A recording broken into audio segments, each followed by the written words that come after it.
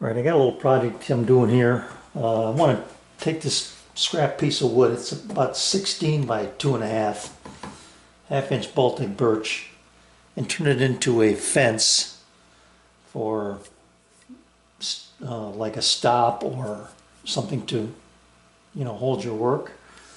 So I'm gonna basically carve in a series of holes and a slot. I'll show you how it works after I get done. You don't really need to see me do that. But one of my subscribers was asking about what kind of clamp I have, and I'll just show that quickly here. So I've got this thing kind of locked in place with these boards, and I've had these for a while. I don't recall what I made them for. I'm thinking it has to do with gluing right angle pieces, because I've got that cut out there for the corner. So this one is 1/2 inch, and over there are 2 1/4 inch pieces, but they kind of make a nice little step to gang up and position to make this thing work. And so I'm going to give it a try. But anyway, back to the clamp. So here's my clamp. Just nothing more than I've forgotten if that's a toilet bowl clamp or what, or bolt. I don't remember what they call these. But you can see that I've got this piece on the bottom is about 1/3 the width of this 1/2 inch piece up on top. So when this comes in contact with my extrusion down here, that gives me that pivot point. And this is just a hair less than a 1/2 inch. So when I put it on here, ideally what I want is this to be below the surface of whatever I'm clamping, and it is in this case. And I'll put it out here near the outside corner of this piece, and when I tighten it up, this is making contact first, the bottom, and then it's, as I crank the thumb wheel, this now is pushing in on this piece, and it's nice and solid. That piece is locked in place in both directions now because of this cutout I have. So then I'll just bring this in and use this as my a spacer board. I'll clamp this in place. This has no effect on my work, but I'll use that to keep my router from tipping. So let me give you a little closer look from this direction as to what this clamp is doing here. Hang on. Now you can see down the line how that is making contact down here below the extrusion line. This is coming over the top and making contact, and then this is basically my lever point right there, and that allows that thing to lean in and contact that piece of wood and put pressure on my workpiece. Well, it worked, but I didn't get the results, the best possible results I wanted. I think that I didn't have this quite clamped down as tight as it needed to be, and that caused one of my problems. But anyway, this is the idea. So the dogs will fit into these holes. These 3, let's see, no, these, and then I got this slot. And this is one of the problems, or it got away from me. I think it shifted. But the bottom part of the slot is correct. I'll show you what's going on here in a minute. So that gives me that flexibility, and then this is the last one. Alright, so let me get this out of here.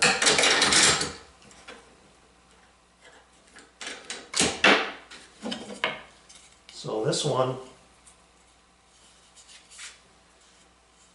one got a little goofy on me up on top, my first cut. And then you can see here, this cut got away from me as well. I got a little lip right here. And the top portion got a little wide. The other holes are in good shape. The functionability is there. Luckily that's going to be face down and nobody will see that, but if I do it over again, I will make sure I got things located and locked down tight. All right, so 1, 2, 3, 4 holes wide.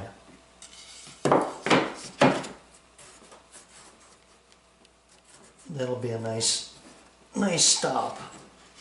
Okay. Now, if I wanted to go 45, I can't do that with this here. I can do it out here, though. I'll show you if I can get over there. Or let's just go 3 holes. So 1, 2, 3. Lock down. Let me see. I'm going to get one in here too to make sure that that's lined up.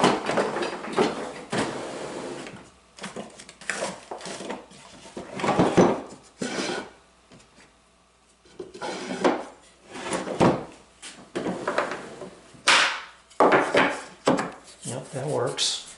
All right, let me see if I can show you these combinations here now. So 1, 2, 3, 4 straight. 1, 2 here. This one out here is for 45. So if I go here and here, that should be 45.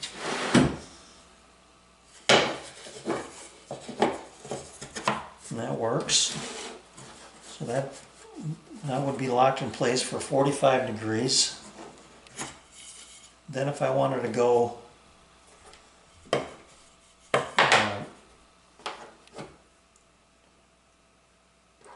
let's go one hole up, one hole here, 2 over, and one up. I don't know what angle that is, but that's where that slot comes into play. So that covers that. And that's rock solid. Been spending the last couple days, actually, kind of on and off, cutting this fence that will fit in my MFT style top here with these 20mm dogs, and then the top of the dog is 25mm. And I learned a couple of things here along the way. First of all, you want to cut your pocket first, then go up, sneak up on your finished cut.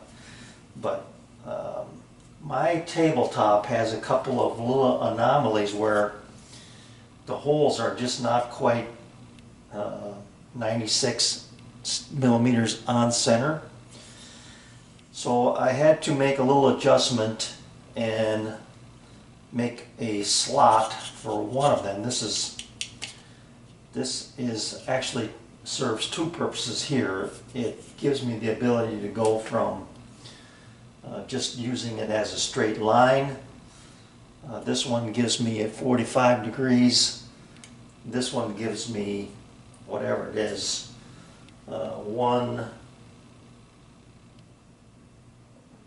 if I put the anchor at 1 and go up 2 and over 1, this slot gives me the ability to use that.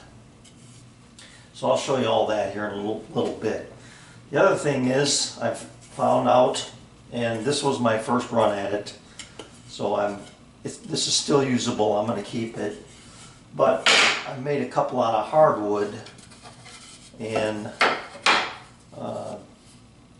these are very nice. I got a nice fit. But what I learned here is that when I cut this slot, and then I actually elongated this hole out here on the end as well, just I think it's 50 thousandths elongated. When I'm cutting the slot, I don't need to offset like I did with just the holes. These are a negative offset of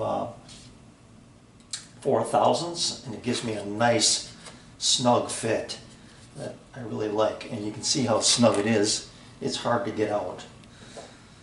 So I made a little tool that threads into that dog, and now I can just pop it right out without any trouble at all. So these fit beautifully.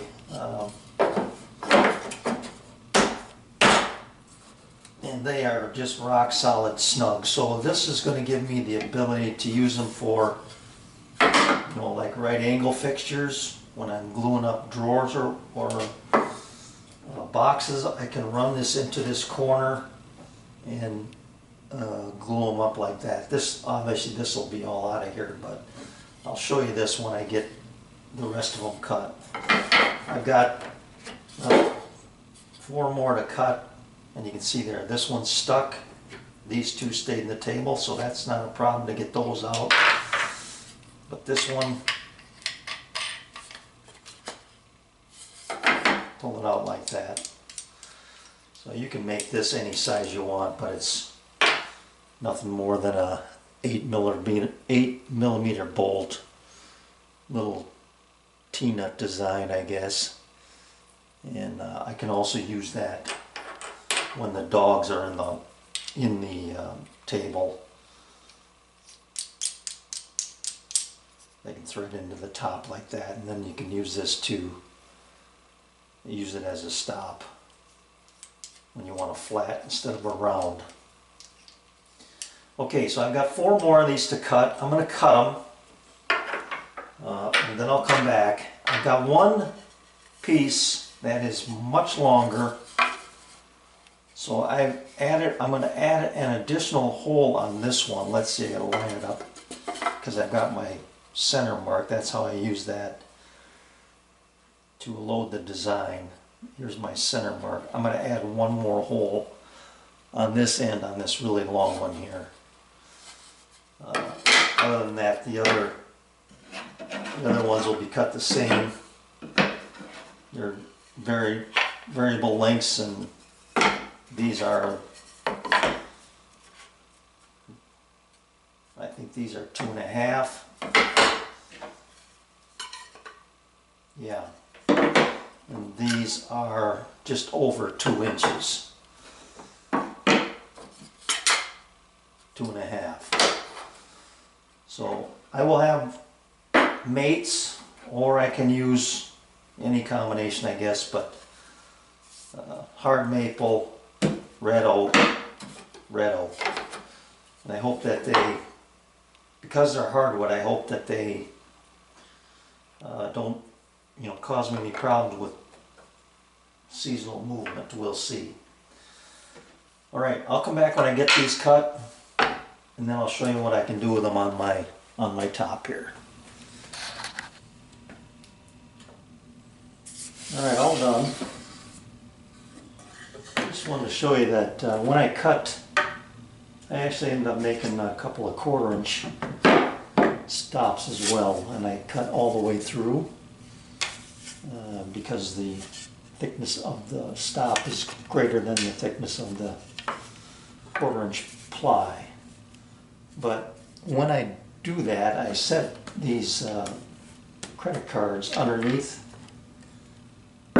my stock so that they are, I'm going to say 30/1000 off the table. Yeah, 30. So I can cut just barely through, and you can see where I was getting into these cards a little bit, but not my tabletop. So that's why I do that. And then I just, again, I just wedged these in here.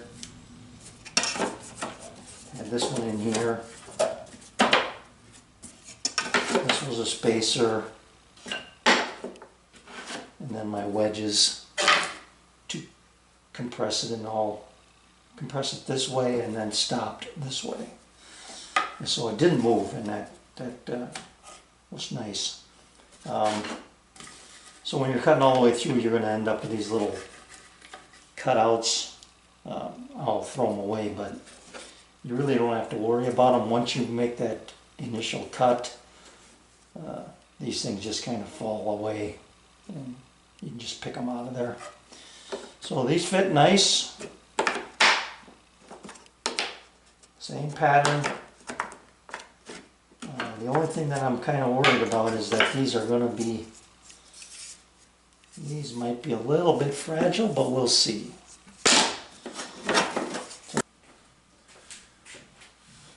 Okay, here we go. I got 3 dogs here. These are stops that I use a lot in my extrusion. I'm going to slide these out of the way. They require a tool because you're using a T-nut in that slot.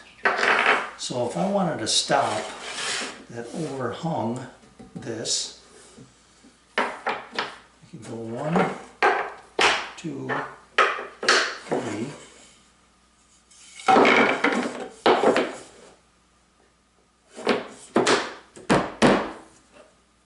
Just like that.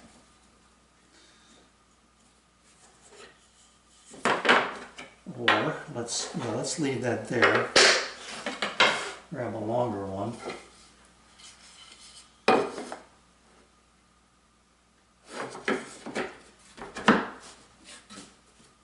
Oh, I got it. I see what's going on there. Got to go the other way.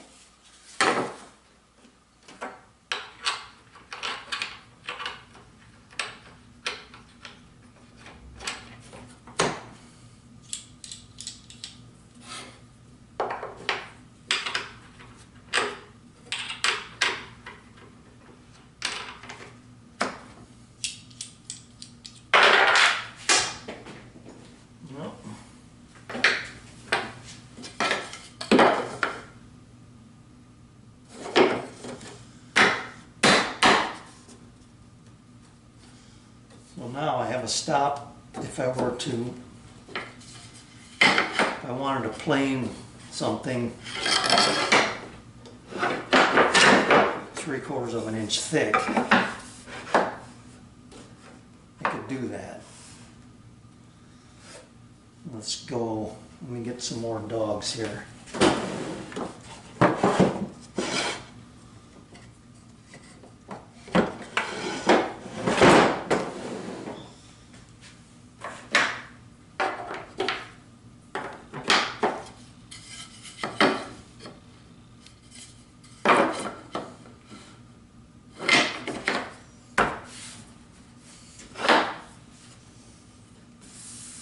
That'll be nice.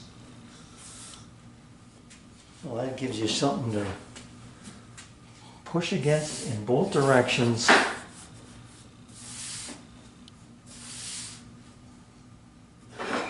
And if I was squaring up a box,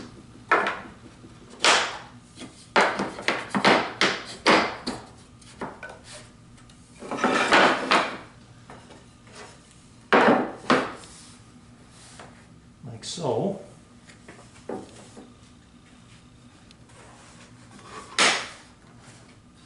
So you can see what's going on here better with the through hole.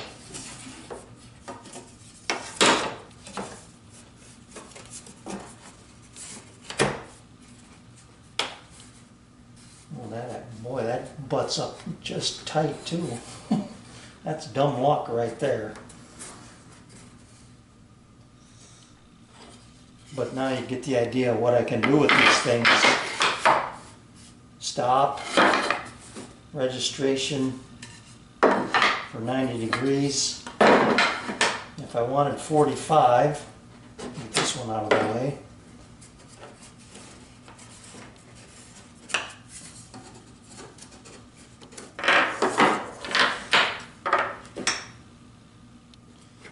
I believe I have this set up only for 2 holes. Let's see, yeah, this way.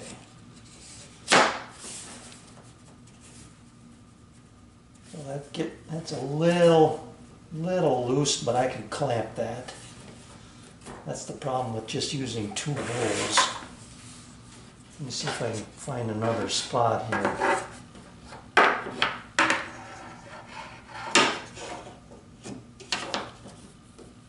Yeah, that's just the way it is. And then this one is my 67.5, or whatever that dimension is. Let's see, I gotta go this way. Where did I use that slot?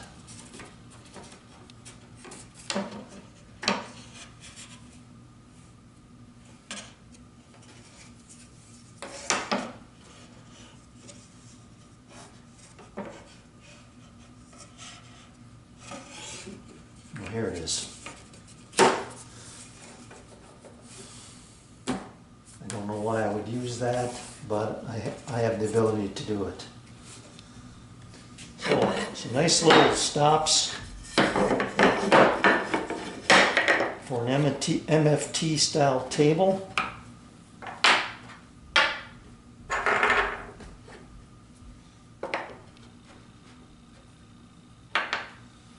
And then there also, it can be stops for like shooting board, basically anywhere you want to put it on your table.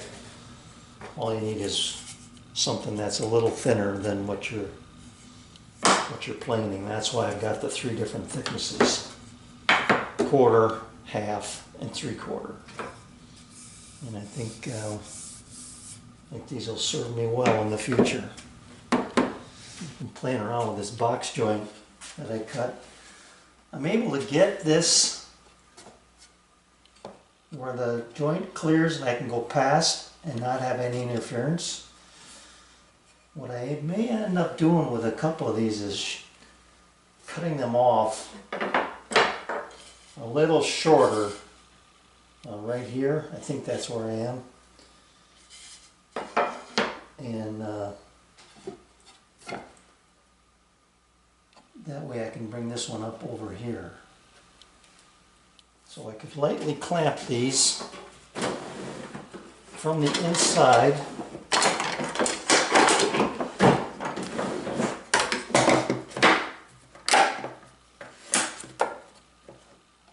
Just put a little pressure on them.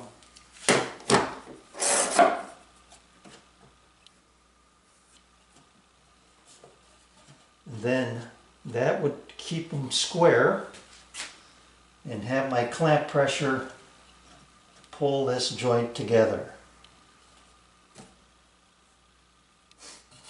That'll be pretty slick. Really slick.